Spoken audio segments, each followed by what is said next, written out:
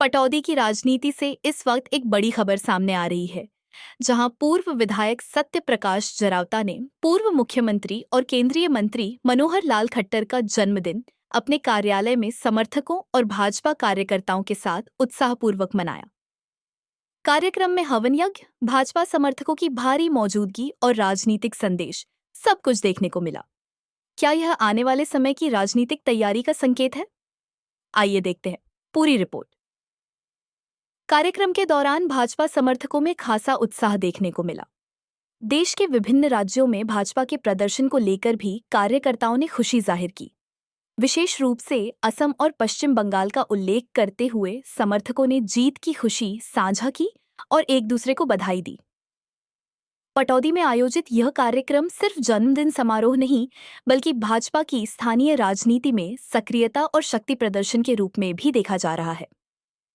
पूर्व विधायक सत्य प्रकाश जरावता लगातार क्षेत्र में सक्रिय है और यही वजह है कि समर्थकों के बीच उनका प्रभाव आज भी मजबूत दिखाई देता है।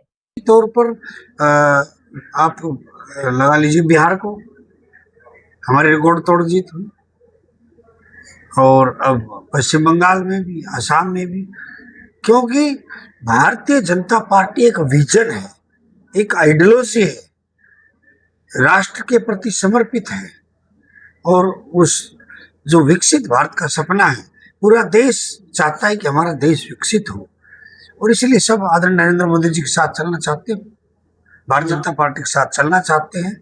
और ये जो पार्टी की स्थापना, जनसंघ की स्थापना डॉक्टर श्यामा प्रसाद मुखर्जी के द्वारा हुई, तो उनका सपना निश्चित तौर पर साकार हो रहा है। धारा 370 टूटी तो उनका सपना साकार किया।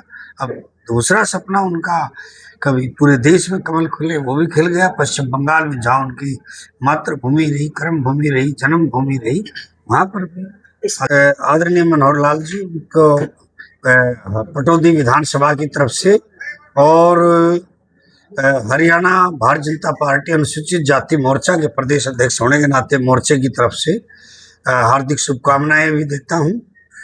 और आदरणीय मनोहर लाल जी के नेतृत्व में हरियाणा, एक नए हरियाणा का निर्माण हुआ है, जिसको नव हरियाणा हम कहते हैं।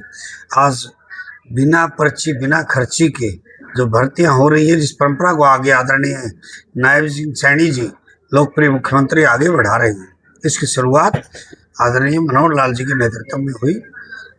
और ये एक पारदर्शी व्यवस्था, ट्रांसपेरेंसी, हर चीज की जवाबदेही, हर कार्य के प्रति अकाउंटेबिलिटी, ऑनलाइन सिस्टम, ऑनलाइन में कर्मचारी और अधिकारियों का टाइम बाउंड शेड्यूल, जो इतनी सारी सेवाएं हैं, अटल सेवा केंद्र के माध्यम से CSC सेंटर घर बैठे हो रही है। आज 60 साल के बुजुर्ग को कहीं जाना नहीं पड़ता, पेंशन के लिए अपने आप शुरू हो जाती है। आज अगर किसी की आमदनी 5 लाख से ज्यादा भी है तो उसको चिरायु योजना आदरणीय मनोहर लाल जी ने शुरू की।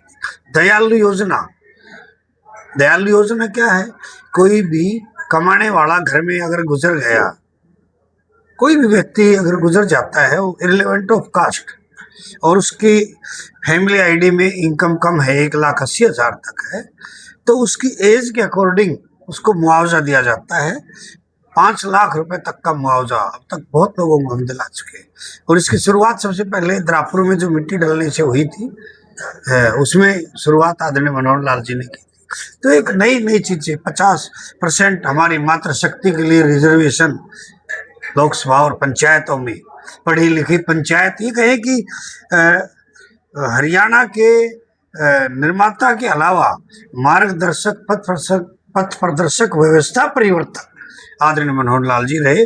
और इंफ्रास्ट्रक्चर उनके समय में, आप गुरुग्राम में कहीं अंडरपास, कहीं फ्लाईओवर।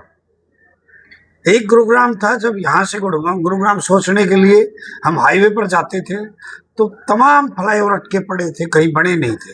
2 घंटे 2.5 घंटे हमें हीरो होंडा चौक, राजीव चौक, और आप प्रैक्टिकल में हम समस्या बिलासपुर चौक की जो देख रहे हैं कि ये समस्या सारे फ्लाईओवरों पर थी, तो उनको ठीक कराया। पीछे उन्होंने राठीवास वालों ने जो कहा कि अंडरपास नहीं फ्लाईओवर चाहिए, तो अब वो फ्लाईओवर भी बन रहा है और बिलासपुर का फ्लाईओवर बन रहा है।